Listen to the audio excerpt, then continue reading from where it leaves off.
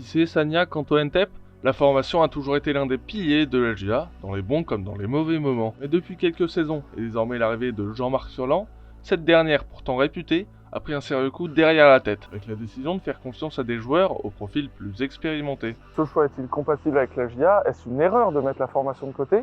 C'est la question à laquelle nous allons essayer de répondre dans cette vidéo. Depuis l'éclosion de la génération Gambardella en 2014-2015, la formation n'a fait que reculer au sein de l'effectif iconé, passant de 9199 minutes de jeu disputées en 2015 à 4851 en 2018 et 1636 cette saison. C'est donc un temps de jeu cumulé divisé par un peu plus de 5,5 et ce en seulement 6 ans. Ces résultats se font donc logiquement ressentir sur le classement annuel des meilleurs centres de formation de France publié par la FFF, qui prend en compte le temps de jeu et plein d'autres critères.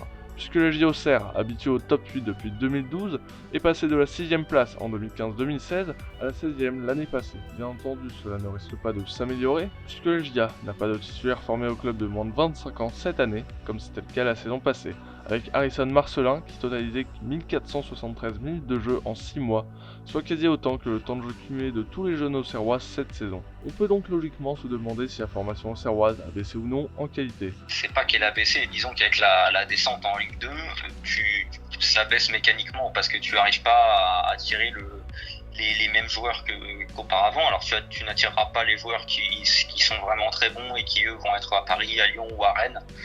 Mais sur les joueurs de second plan, peut-être qu'un joueur, au lieu d'aller à Auxerre, il ira signer à Toulouse ou à un club encore en Ligue 1, qui lui permettra d'avoir une vraie exposition s'il a le niveau pour être plus haut.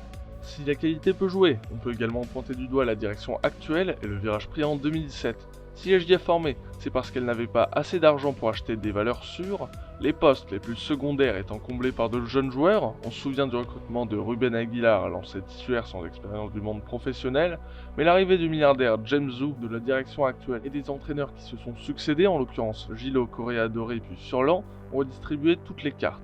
En effet, la montée étant l'obsession de dirigeants et supporters, les différents tacticiens ont tous opté pour le choix de miser sur l'expérience plutôt que la jeunesse, par peur d'échouer. De plus, les jeunes n'ont pas tout le temps été mis dans les conditions nécessaires pour performer, on se souvient de Florian Allier lancé sur l'aile droite plutôt qu'en pointe.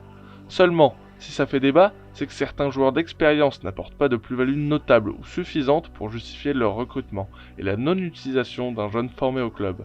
Cela pénalise évidemment le groupe, puisque des joueurs de rotation comme Kevin Fortuné, Ali Endom ou encore Alexandre Coef n'ont jamais vu leur place être menacée par de jeunes joueurs comme Camara, Mercier ou encore Paul Joly, et ce malgré quelques performances discutables à cause de cette forme de discrimination liée à l'expérience. En parlant de Mercier, le jeune ailier de 18 ans, convoité par de grands clubs européens comme le PSG, Monaco et la Lazio, avait fait le choix de signer son premier contrat professionnel en septembre dernier à la LGA, et ce malgré un faible temps de jeu accordé aux jeunes joueurs sur les dernières saisons. Et malgré une rude concurrence sur le dossier, comment la LGA fait-elle pour garder de jeunes talents comme Nicolas Mercier, malgré la non-garantie d'un temps de jeu conséquent, et qu'est-ce qui les pousse à rester? Sur ce dossier, à ma connaissance, encore une fois, je n'ai pas la vérité absolue sur le dossier, mais il y a eu visiblement un effort financier assez conséquent qui a été fait sur ce dossier pour le garder. Voilà. Et donc à partir du moment où le GA s'est aligné, il n'y a plus de soucis, les gens ont accepté. Cédric Dory, par exemple, fait vraiment tout ce qu'il faut pour signer les jeunes.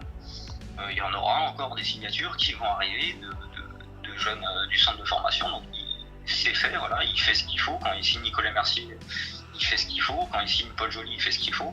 Après, il faut effectivement qu'il soit utilisé. Et c'est là où il y a effectivement des désaccords. Parce que, par exemple, au dernier mercato, Jean-Marc Furlan voulait un attaquant supplémentaire. Et puis la réponse de Cédric Dory et de Francis Grail, c'était que de toute façon, déjà, il n'y avait pas l'argent pour forcément prendre un joueur en plus, qu'il y avait assez de joueurs comme ça, et puis qu'au niveau du centre de formation, si tu veux un attaquant, tu as Begraoui et Sinayoko. Cependant, la LGA ne pourra pas indéfiniment renier ce qui a fait sa gloire. À l'heure de la crise du Covid et des droits TV, les pertes du club sont estimées entre 5 et 10 millions d'euros sur la saison 2020-2021. Et si James met encore une fois la main au portefeuille, les budgets seront forcément réduits, à court ou long terme. Depuis l'inauguration en 2014 de sa seconde partie, le centre de formation tourne avec un budget élevé de 4 millions d'euros par an. S'il sera à coup sûr visé en cas de réduction budgétaire généralisée, il pourrait plus ou moins rapidement revenir au centre du projet. En effet, les jeunes joueurs sont une rentrée d'argent majeure, à l'image de Marcelin, vendu 10 millions à l'hiver 2019. Ces derniers, ayant une valeur marchande et un potentiel bien plus élevé que des joueurs plus âgés, ils sont également moins coûteux en salaire. Bien qu'avec un budget important pour un club de Ligue 2, la LGA n'est pas le PSG et ne pourra pas se permettre des folies budgétaires encore des années. On est trop déficitaire et ça, c'est pas terrible. Donc il faut de toute façon réduire la voilure. Avec moins d'argent, on va falloir faire plus, ou mieux, ou au moins tout aussi bien, on va dire. Et ensuite, il y a une mission qui est donnée à Jean-Marc Furlan qui est de monter le club en Ligue 1. Voilà, c'est pas possible pour le club d'être viable économiquement en Ligue 2 et d'avoir un centre de formation qui coûte aussi cher en Ligue 2. Il va falloir aussi peut-être revoir un peu la vision économique du club, c'est-à-dire qu'on ne peut pas se baser que sur la revente de jeunes, un par an ou deux par an, en espérant un peu toucher le gros lot. Ça, c'est pas viable économiquement. Voilà, on peut pas s'appuyer sur l'actionnaire uniquement aussi derrière si on a une mauvaise année. Il va falloir développer peut-être un peu plus aussi l'effectif professionnel, hein, voilà, avoir plus de joueurs comme Marcus, comme Saki, qui ont des potentiels de revente, faire un peu plus de post-formation, et puis arrêter de prendre des joueurs expérimentés. Alors il en faut, hein, mais peut-être pas plus d'un tiers de l'effectif.